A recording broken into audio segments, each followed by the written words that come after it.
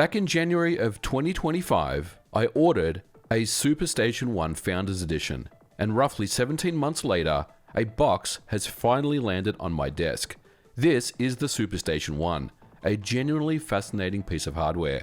It's an FPGA recreation of the PlayStation, and it's been designed by Taki Udon, and in many ways, it nails exactly what it's set out to do. But its companion product, the SuperDock, which was something that I absolutely wanted as a part of this bundle, unfortunately, what was promised at the very beginning is not what showed up in the box. The SuperStation One retails for $210 in the US, and the SuperDock an additional $45. Now today, I want to walk through what FPGA is, discuss the SuperStation One, put it through its paces, and talk about why, at this point, the SuperDock is a miss. Now before we jump in, I do want to be very clear, this is not a sponsored review in any capacity. I paid for my own SuperStation One and SuperDock, and this is my own thoughts and opinions after having a SuperStation One for about a week now. Before we talk about the hardware, let's jump into what FPGA means for those people that are not familiar. FPGA stands for Field Programmable Gate Array. And the easiest way to think about this is if you run software emulation, say RetroArch or DuckStation, it works by running a piece of software on the CPU that pretends to be old hardware. On FPGA, we're not writing software that imitates a chip, we're describing the original chip circuitry in hardware with a particular language.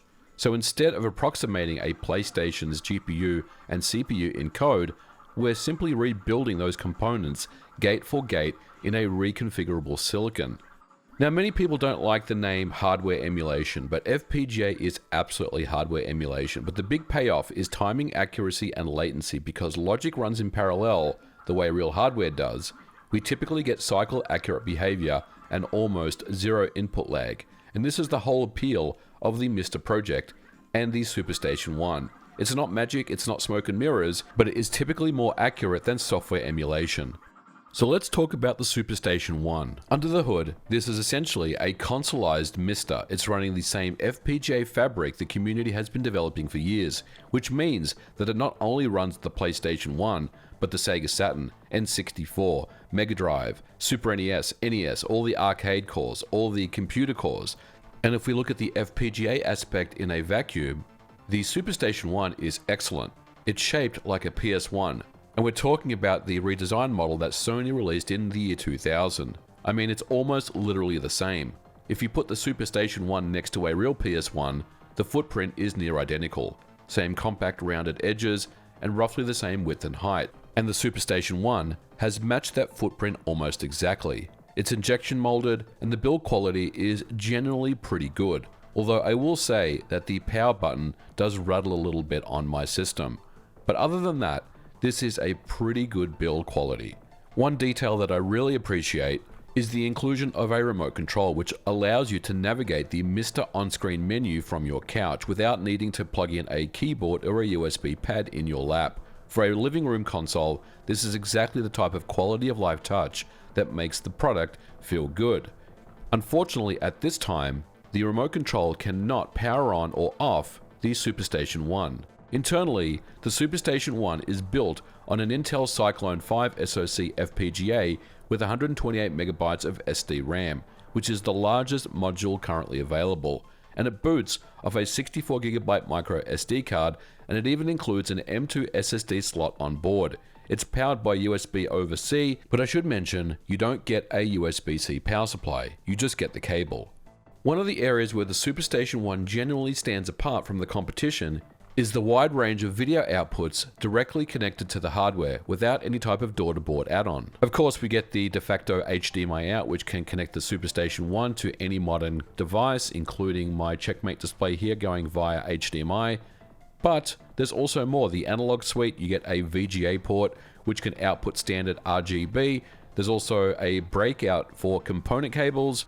There's also an S-Video output, as well as a 10-pin mini DIN, which is a Saturn-style connector, which carries stereo audio, composite, S-Video, Luma and Chroma, RGB, composite, and 5 volts all in one plug. And this is awesome for that Saturn-style SCART cable that can pull clean RGB straight out of the SuperStation One. There's also a connector for composite video. Now, when I tested this, for some reason, I could only get a black and white image on my display here, as you can see. And I do want to be clear, this is not the fault of the SuperStation One. This is some type of software tweak that I probably need to do in order to make this work. And if you have any suggestions, please let me know in the comments below. But it is important to note here that you can have multiple devices with multiple video outputs running at the same time on a single device, as you can see here. On the audio side, there is a 3.5mm analog jack and a Toslink optical adapter for clean digital out. But let's talk about the input and connectivity side. Around the back and the sides, you get 3 USB ports for controller and storage, a wide Ethernet port plus onboard Wi-Fi and Bluetooth for wireless pads and network play. There's an NFC reader built in that has Zapparoo support. Like most Mr. products, storage is from the micro SD slot. And on the bottom is the I/O expansion port, the dock connector, which connects to the SuperDock, which is an optical hardware expansion add-on designed specifically for the SuperStation One. It has built-in tray loading, which allows users to play original physical discs for the PlayStation 1. And I guess it could also work with the Sega Saturn and Mega CD and Neo Geo CD without the need to dump games to digital ROMs.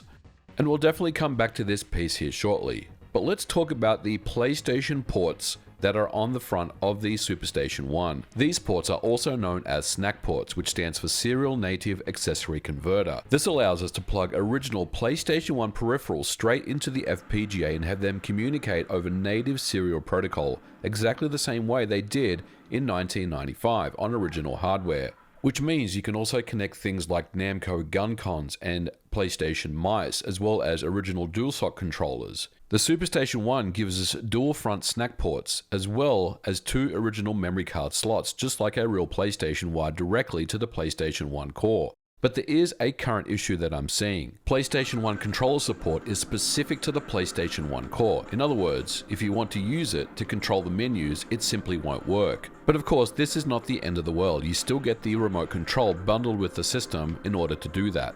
Now, turning on the SuperStation One, you'll notice that it comes with the very standard and very familiar Mr. FPGA menus. Now, in some regard, this is a good thing because the Mr. project is accurate, flexible, and very much community driven. However, user-friendliness is not one of those things. The Mr. front end is bare, and navigating your way around unless you're not familiar with the specific hotkeys can be quite complicated. You certainly don't get things like cover art, no polished grid of games. Much of the time you're editing INI files on the SD card and flashing images and messing around with dip switches and configuration scripts. If you're someone that is familiar with FPGA, then you know exactly what I'm talking about.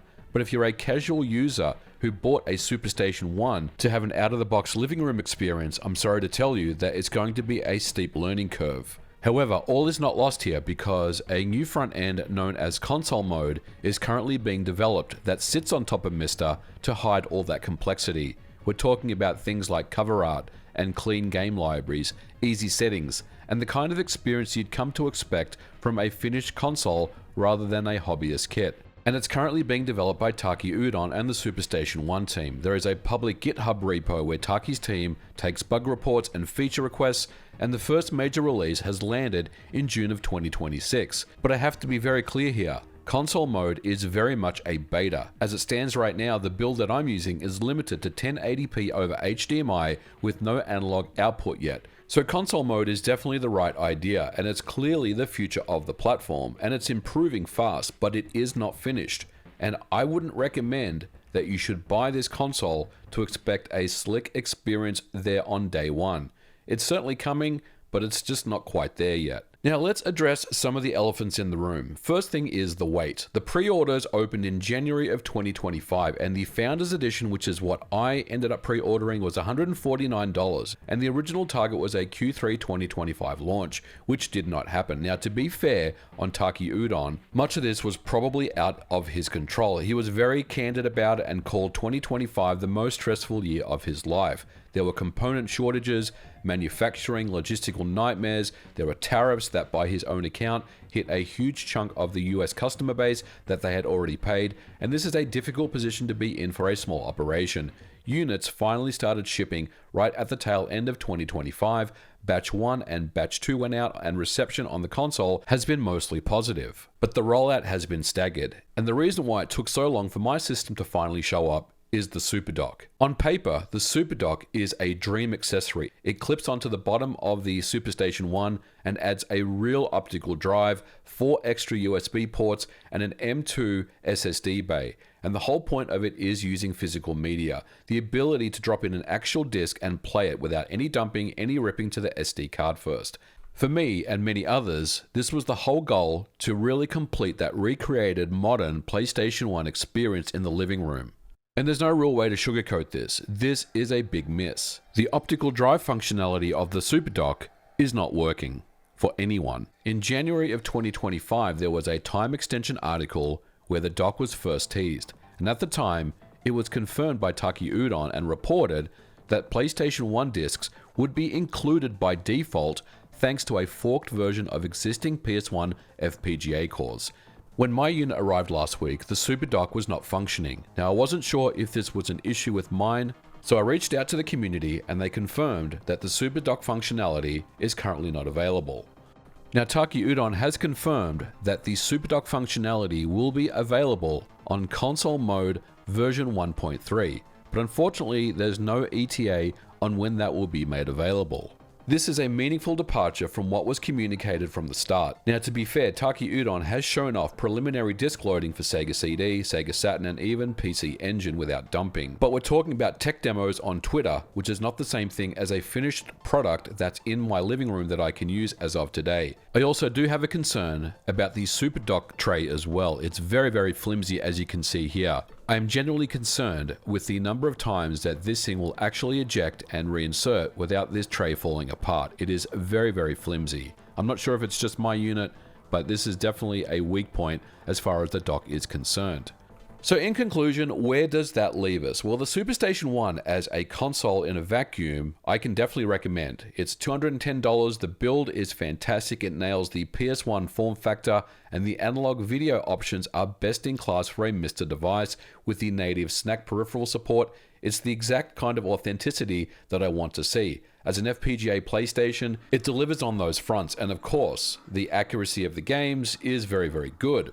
But the software is still maturing. The underlying MiSTer experience is powerful, but very unfriendly, and console mode beta is meant to fix all that, but we still have to wait a bit longer in order to get that experience. The SuperDock, however, is a miss on all fronts, and I want to be precise about why. The concept itself is excellent. Unfortunately, however, it's not going to be functional in the hands of the people who paid for it until we see a firmware update that actually turns this thing on and makes good on what was pitched back in January of 2025. The only thing I can call it at this point is unfinished. So that's going to do it for today's episode. I do hope you enjoyed this look at the SuperStation 1 Founders Edition with the SuperDock. And look, I don't want to sugarcoat these things. You know, this is something that I paid money for. A lot of people out there have paid money for, and I just want to be very clear about what you're expected to be receiving when your SuperDock finally shows up, if it hasn't already. But we are going to leave it here for today's episode. Thank you so much for watching. If you liked it, please don't forget to leave me a thumbs up, and we will catch you in the next episode. Bye for now.